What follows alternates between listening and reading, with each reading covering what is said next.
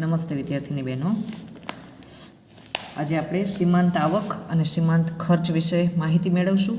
હવે સીમાંત આવક અને સીમાંત ખર્ચ શબ્દ સાંભળી અને તમને સીધું અર્થશાસ્ત્ર યાદ આવશે કે આવું તો અર્થશાસ્ત્રમાં આવતું હતું, બરાબર.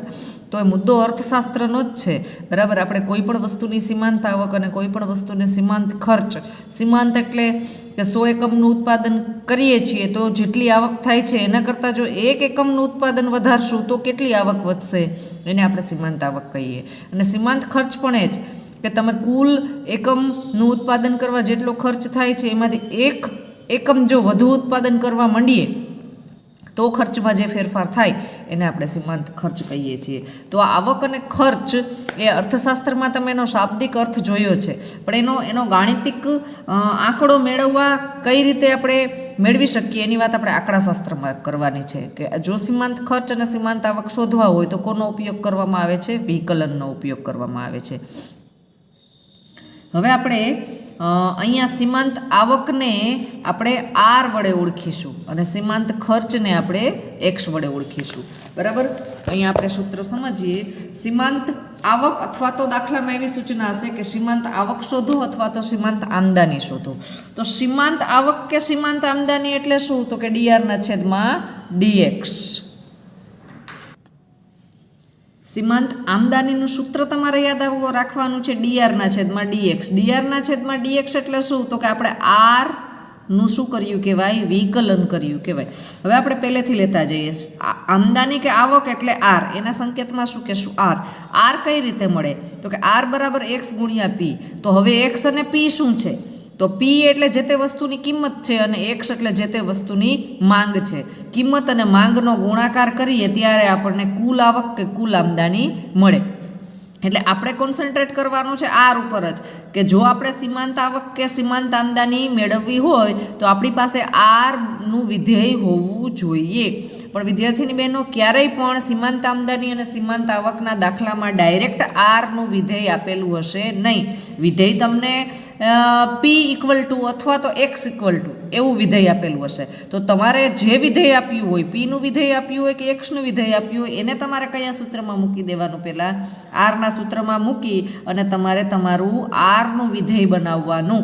પછી આ આરના વિધેયનું વિકલન કરીએ એટલે કે dr/dx કરીએ.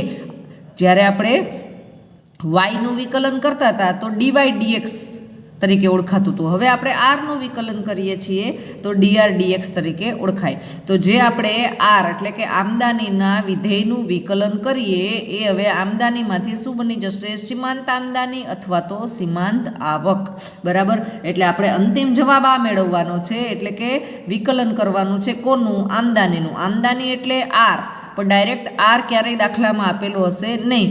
તમારી પાસે કાં તો એક્સની કિંમત હશે અથવા તો પીની કિંમત હશે. એક્સની કે પીની જેની કિંમત છે, જે વિધેય આપેલું છે એને આપણે આ સૂત્રની અંદર ગોઠવશું, એટલે કે એક્સ ગુણ્યા પીમાં ગોઠવી દેશું. એટલે આપમેળે આપણી પાસે આરનું વિધેય બની જશે. આરનું વિધેય બન્યા બાદ આપણે વિકલન કરી શકીએ, બરાબર. મેં અહીંયા નોંધ પણ લખી જ છે કે દાખલામાં જે વિધેય આપેલું હોય, જે વિધેય એટલે કે એક્સનું આપ્યું હોય કે પીનું આપ્યું હોય, તેમાંથી પહેલાં આરનું વિધેય બનાવવું, ત્યારબાદ જ વિકલન કરવાનું રહેશે. આરનું વિકલન કરીએ એટલે સીમાંત આમદાની કે સીમાંત આવક મળી જશે. એ જ રીતે આપણે સીમાંત ખર્ચની વાત કરીએ તો ખાલી ખર્ચને આપણે સી તરીકે ઓળખશું, પણ હવે જો સીમાંત શબ્દ લગાડવો હોય તો આ સીનું શું કરી નાખવું પડે? વિકલન. એટલે સી બરાબર જે વિધેય આપ્યું છે એ વિધેયનું શું કરી દેશું? વિકલન.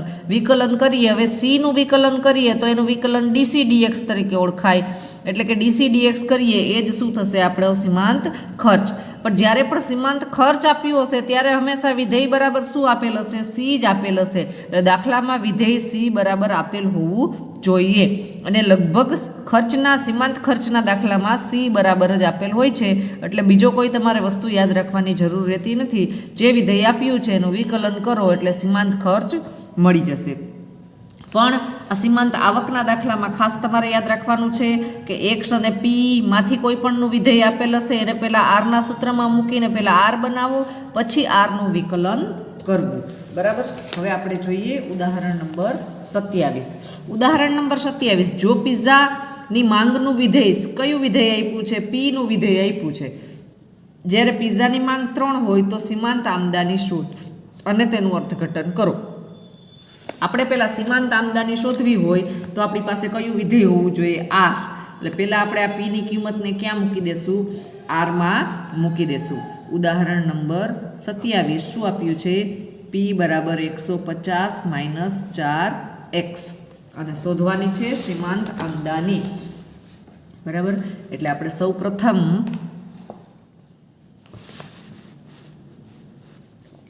આરના સૂત્રમાં જે કિંમત પીની આપી છે તો પીની મૂકશું, એક્સની આપી છે તો એક્સની મૂકશું. તો શું થશે? એક્સ ગુણ્યા 150 - 4x. હવે આપણે કાઉન્સ ખોલીએ તો આર બરાબર શું જવાબ આવી જશે? 150x - 4x². આ આપણી પાસે પીમાંથી શું બની ગયું? આરનું વિધેય. હવે આપણે શું કરીએ તો કે સીમાંત આમદાની આપણે શોધવી હોય તો આપણે કોનું વિકલન કરવાનું? તો કે આરનું વિકલન કરવાનું, એટલે કે ડીઆરના છેદમાં ડીએક્સ શોધવાનું. ડીઆરના છેદમાં ડીએક્સ કરો તો 150 એકુ, એક્સની 1 ઘાત છે એટલે 150 એકુ 150. એક્સની 0 ઘાત થઈ જાય એટલે નીકળી જશે, માઇનસના માઇનસ. 4 દુ 8. એક્સની ઘાતમાં 2માંથી 1 બાદ કરો એટલે 1, એટલે ખાલી એક્સ. તો ડીઆર ડીએક્સ શું થયું? 150 - 8x. આ મળી ગઈ આપણી સીમાંત આમદાની. બરાબર. હવે આ દાખલામાં બીજો પ્રશ્ન એ પૂછ્યો છે કે પિઝાની માંગ 3 હોય. પિઝાની માંગ 3 હોય એટલે કે હવે આપણી પાસે શું આપ્યું છે? માંગ બરાબર 3. માંગને આપણે સંકેતમાં શું કહીએ તો કે એક્સ. એક્સ બરાબર શું આપ્યા છે? 3. તો અહીંયા 3 હોય તો કઈ કિંમત? તો સીમાંત આમદાની શું થાય? તો હવે આપણી પાસે જે સીમાંત આમદાનીનું વિકલન કરેલું છે એટલે કે 150 - 8x છે એમાં આપણે એક્સની કિંમત મૂકી દેશું. કેટલી મૂકશું? તો કે 3.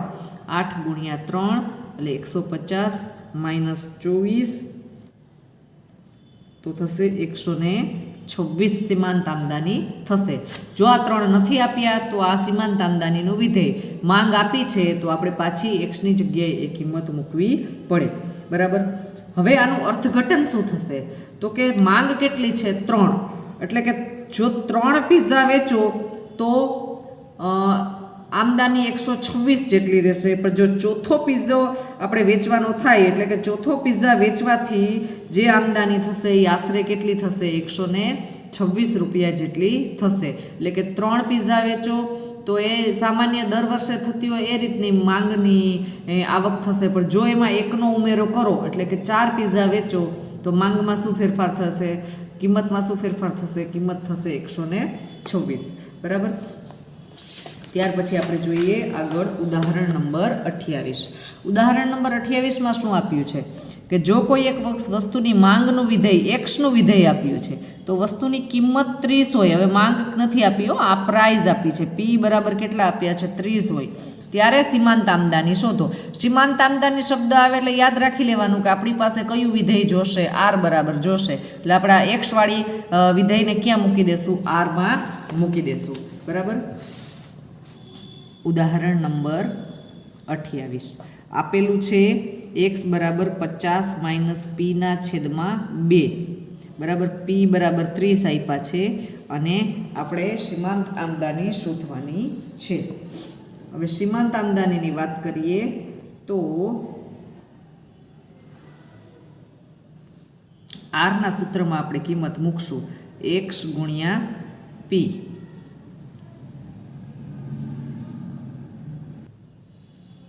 હવે આપણે આ એક્સની કિંમત આરમાં મૂકીએ તો એક્સની કિંમત તમે જોશો તો અંશ અને છેદમાં છે. એટલે આપણે જો આગળ અહીંયા એ કિંમત મૂકશું તો જે આરનું વિધેય છે એ છેદવાળું બનશે. છેદવાળું બને તો આપણે ભાગાકારનો કાર્ય નિયમ છે એનો ઉપયોગ કરીને વિકલન કરી શકીએ. ડાયરેક્ટ આપણે આ રીતે વિકલન કર્યું હમણાં આરનું ડીઆર ડીએક્સ એ રીતે આપણે કરી શકીએ નહીં. તો આ છેદને દૂર કરવા હોય તો 2ને ક્યાં જવા દેવા પડે? સામેની બાજુ જવા દેવા પડે. બરાબર. તો હવે 2ને આપણે સામેની બાજુ જવા દઈએ તો શું વિધેય બની જશે? તો કે હવે 2x બરાબર 50 - પી. પણ આપણે હવે આ સૂત્રમાં મૂકવા માટે આપણી પાસે કાં તો એક્સની કિંમત હોવી જોઈએ કાં પીની. તો આ 2માંથી એકને કરતા બનાવીએ તો હવે આમાં એક્સને તો કરતા નહીં બનાવી શકીએ કારણ કે બગડો છે એના સહગુણકના સંબંધમાં છે. પીને કરતા બનાવીએ તો પી આવી જશે સામે 50 અને 2x આવી જશે સામેની બાજુ એટલે -2x. p છે એનું સ્થાન બદલ્યું અને 2x નું સ્થાન બદલ્યું તો p ની કિંમત થઈ ગઈ 50 - 2x. આપણે જો આ પીનું વિધેય ન મેળવવું હોય અને ડાયરેક્ટ એક્સની કિંમત મૂકવી હોય તો પણ દાખલો તો થશે જ. તો એના છેદમાં 2 છે એટલે આપણે ભાગાકારનો નિયમ u અને v નો નિયમ લગાડી અને કાર્ય નિયમથી વિકલન કરવું પડે. પણ આપણે પીનું વિધેય બનાવી લેશું તો છેદમાં 2 નીકળી જશે તો આપણે ડાયરેક્ટ વિકલન કરી શકશું. તો r બરાબર શું થશે? x એમના એમ રહેશે અને પીની જગ્યાએ ગુણાકારના સંબંધમાં આવશે 50 - 2x.